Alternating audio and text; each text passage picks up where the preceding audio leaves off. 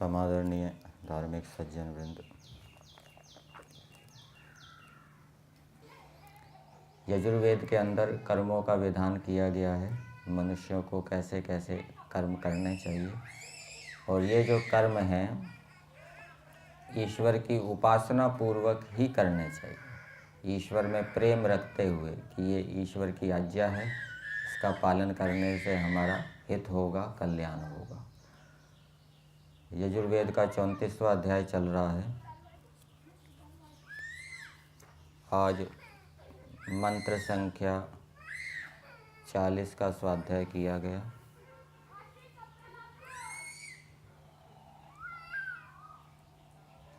पीछे हमने मंत्र संख्या 39 के ऊपर विचार किया था, और उस मंत्र में प्रभात वेला का दृष्टांत दिया गया था कि मनुष्यों को प्रभात वेला के तुल्य विद्या और धर्म का प्रकाश करना चाहिए। प्रातःकाल की वेला धर्म और विद्या का प्रकाश कैसे करती है? प्रातःकाल की वेला धर्म और विद्या का प्रकाश कैसे करती है? क्योंकि उस समय चित्त के अंदर सत्वगुण उभरा होता है, और उस समय जो हम संशय वाले विषय यदि हम विचार करते हैं तो ज्ञान मिलने से वो संशय क्या है, दूर होता है, हमें निश्चय हो जाता है। कहीं कहीं धर्म अधर्म के विषय में संशय होता है तो प्रातःकाल चिंतन करें तो कुछ ज्ञान उभरता है, तो ज्ञान के उभरने से संशय दूर हो जाता है, तो वो धर्म का प्रकाश हो जाता है। धर्म का प्रकाश नहीं हो रहा था, संशय बना हुआ था, वो धर्म का प्रकाश हो गया, निश्चय हो गया। इसी प्रकार से प्रातःकाल की वेला विद्या का प्रकाश करती है। बहुत से विषय ऐसे होते हैं, कठिन होते हैं, समझ में नहीं आ रहे होते, तो प्रातःकाल हम उसको पढ़ेंगे तो वो जल्दी समझ में आ जाएंगे। कुछ विषयों में संशय होता है, प्रातःकाल चिंतन करेंगे तो वो ज्ञान हमें मिलेगा, उभरेगा, वो संशय क्या है, दूर हो जाएंगे। तो जैसे प्रातःकाल की वेला संशयों को दूर करती है ज्ञान को देकर, इसी प्रकार से मनुष्यों को दूसरों के संशयों को ज्ञान विज्ञान देकर दूर करना चाहिए, दूसरों की भ्रांतियों को दूर करना चाहिए। और दूसरा उदाहरण दिया घोड़े का। जैसे घोड़े यानों को शीघ्र लक्ष्य तक पहुंचा देते हैं, वैसे ही प्रातःकाल की जो वेलाएं हैं वो हमें शीघ्र ही ऐश्वर्य से युक्त करती है।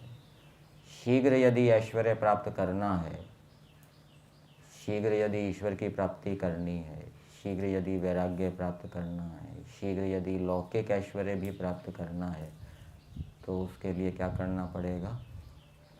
सूर्योदय से पहले उठना पड़ेगा। जो सूर्योदय के बाद उठता है उसकी प्रगति रुक जाती है, वो शीघ्र ऐश्वर्य प्राप्त नहीं कर पाएगा, धीरे धीरे धीरे चलेगा बैलगाड़ी की गति से। और जो प्रातःकाल सूर्योदय से पहले उठेगा, और उठने के साथ साथ जो प्रातःकाल जिन जिन कर्मों का विधान वेदों के अंदर किया गया है, व्यायाम करना, भ्रमण करना, गहरे गहरे श्वास लेना, ईश्वर का ध्यान करना, संकल्प करना आदि आदि, ये करेगा तो उससे वो शीघ्रता से जिस भी लक्ष्य को प्राप्त करना चाहेगा उस लक्ष्य को वो प्राप्त कर लेगा।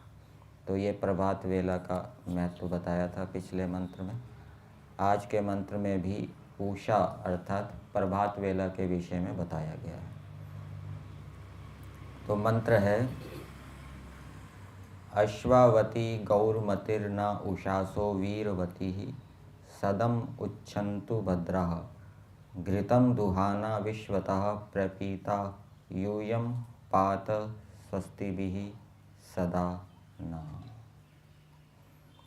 तो प्रभात वेलाओं को संबोधित करते हुए कहा जा रहा है कि हे प्रभात वेलाओं, आप हमारी कल्याणों से रक्षा करो।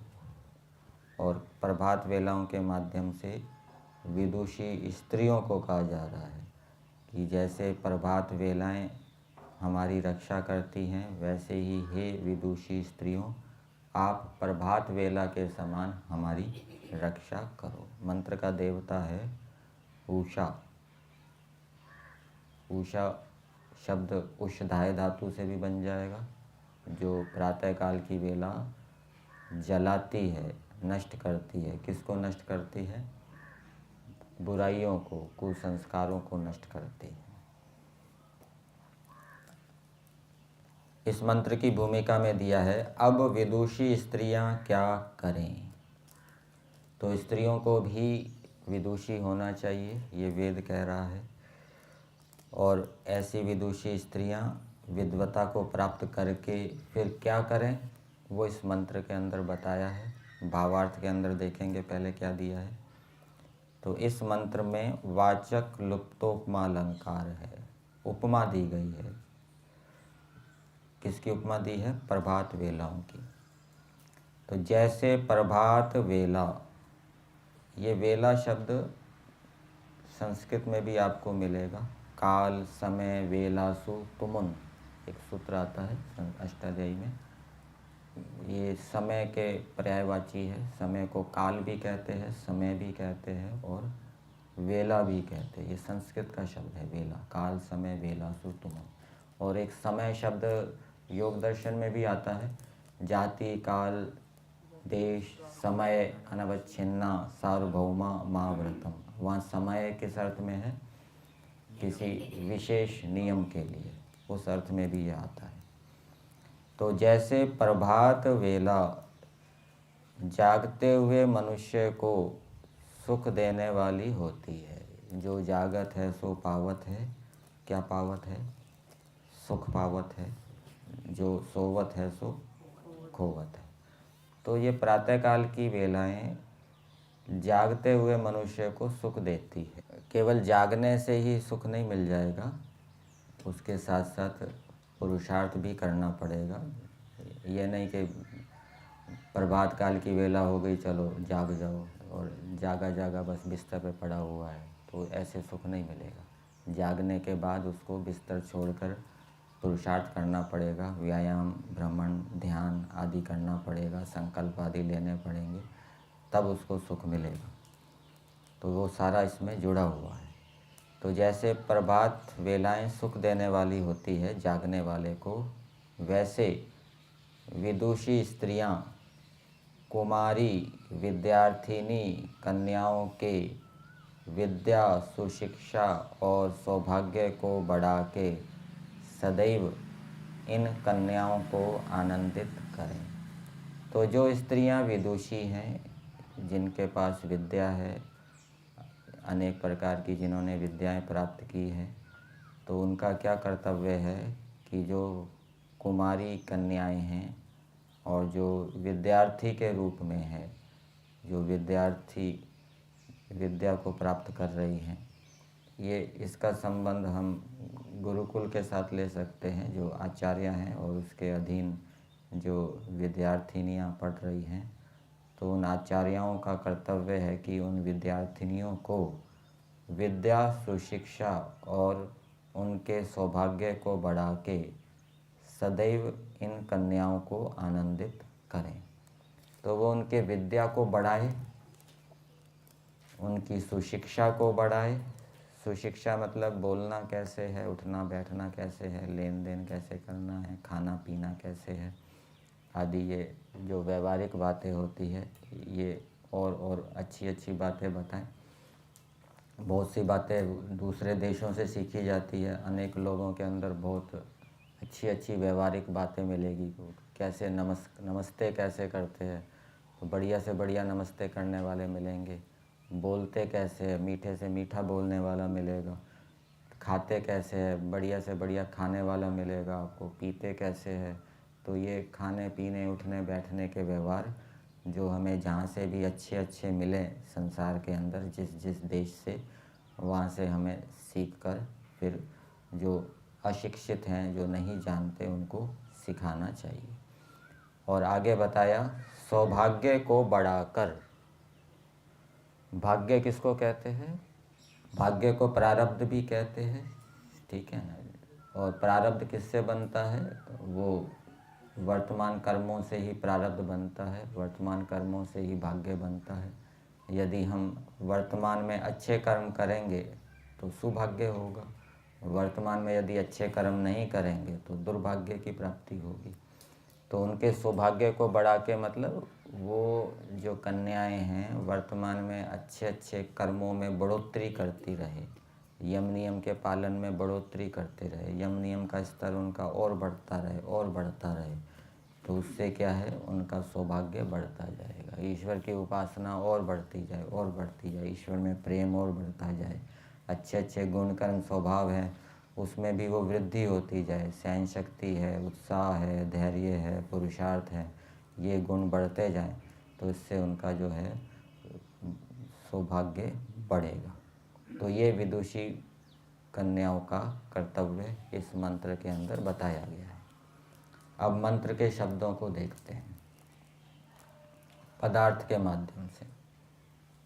मंत्र में कोई संबोधन नहीं है, लेकिन यहाँ पदार्थ में दिया है, हे विदुषी स्त्रियों, उनको संबोधित किया जा रहा है। जैसे अश्वावती प्रशस्त व्याप्तिशील जलों वाली। कौन? प्रभात वेलाएं। प्रभात वेलाएं कैसी है? अश्वावती। घोड़े तो बहुत कम सोते हैं, प्राय वो जागते ही रहते हैं। लोट बहुत थोड़ी सी लोट लगाएंगे फिर खड़े हो जाएंगे, और खड़े खड़े वो विश्राम कर रहे होते हैं। एक टांग थोड़ी ऊपर ऊंची की होती है तो उससे पता लग जाएगा कि वो विश्राम कर रहे हैं।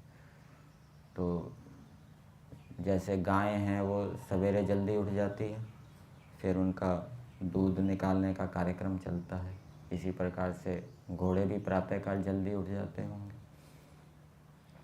ठीक है ना। उनका विश्राम पूरा हो जाता होगा और वो कम समय में ही विश्राम कर लेते होंगे घोड़े, ठीक है ना, ये उनकी विशेषता होगी।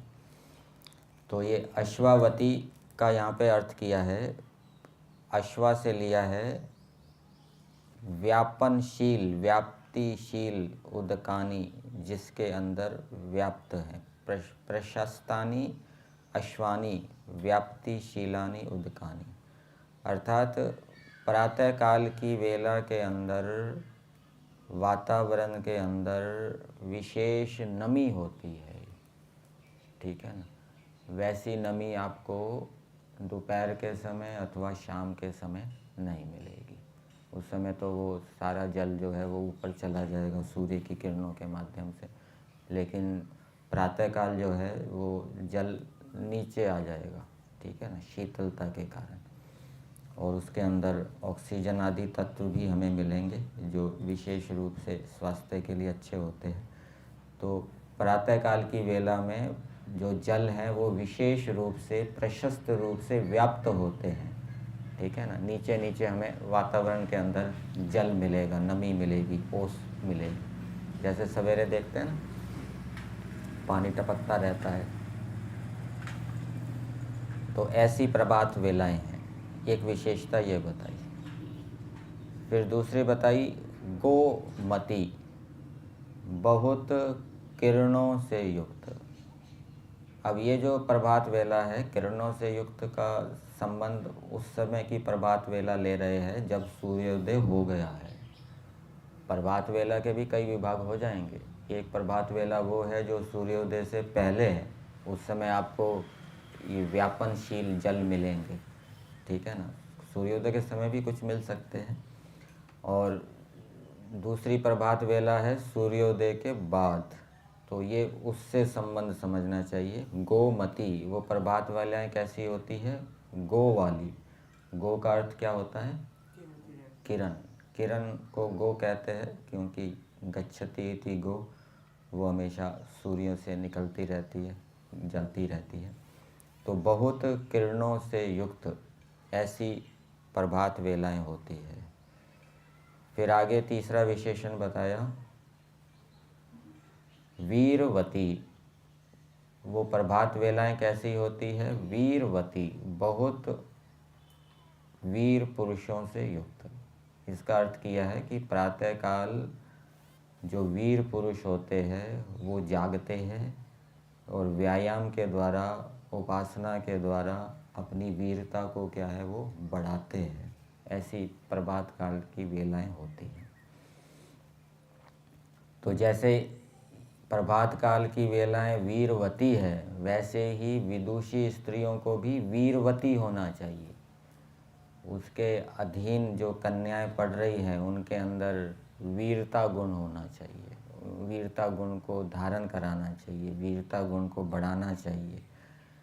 कायर विद्यार्थिनियां नहीं होनी चाहिए। और जैसे प्रभात काल की वेला गोमती है, वैसे ही विदुषी कन्याओं को भी कैसा होना चाहिए? गोमती, गौओं को पालने वाला, बहुत गौओं से युक्त, ये अर्थ भी हम ले सकते हैं इसका। और जैसे प्रभात काल की वेलाएं अश्वावती है, वैसे ही विदुषी स्त्रियों को भी विद्याओं के अंदर व्याप्त होना चाहिए। व्यापनशील जल यहाँ विद्याओं के अंदर व्याप्त होना चाहिए, ऐसा संबंध करेंगे। फिर आगे दिया भद्राह। वो प्रभात काल की वेलाएं कैसी है? भद्रा है, कल्याणकारिणी, कल्याण को करने वाली है। भद्र शब्द आया प्रातःकालीन मंत्र में, स्तुति प्रार्थना में बोलते हैं यद भद्रम तन्ने आसु। वहाँ भद्र का अर्थ क्या किया है? कल्याणकारक गुण, कर्म, स्वभाव और जो पदार्थ हैं। तो जो प्रातःकाल की वेलाएं हैं वो कल्याण करने वाली है। किसका कल्याण करती है?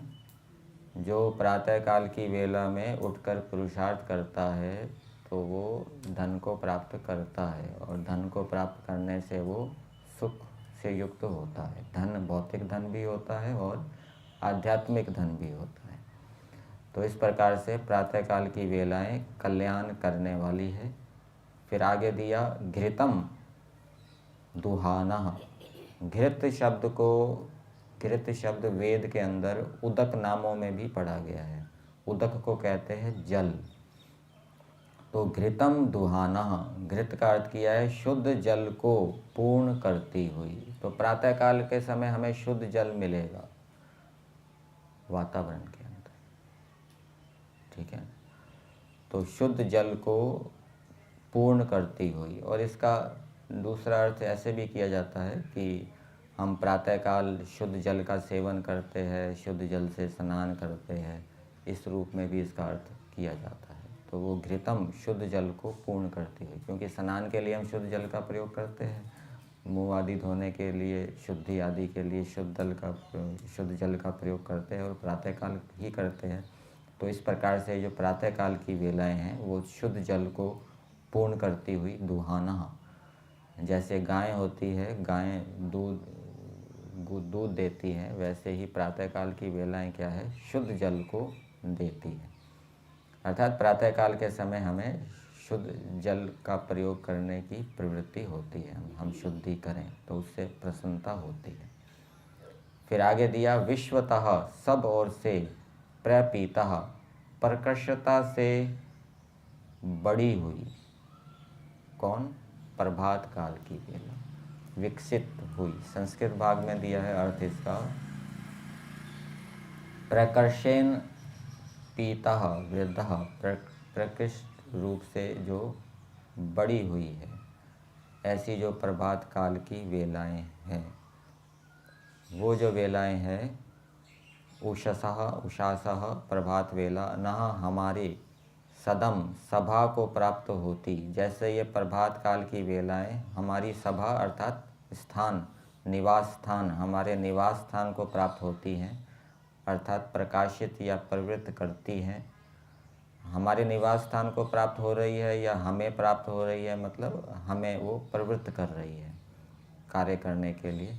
वैसे ही हमारी सभा को अर्थात हमारे निवास स्थान को आप लोग मतलब विदुषी स्त्रियों को संबोधित करते हुए कहा जा रहा है कि जैसे प्रभात वेलाएं हमारे स्थान को प्राप्त होती हैं, हमें प्रवृत्त करती हैं, वैसे ही हे विदुषी स्त्रियों, आप हमारे निवास स्थान को उच्छन्तु, समाप्त करो।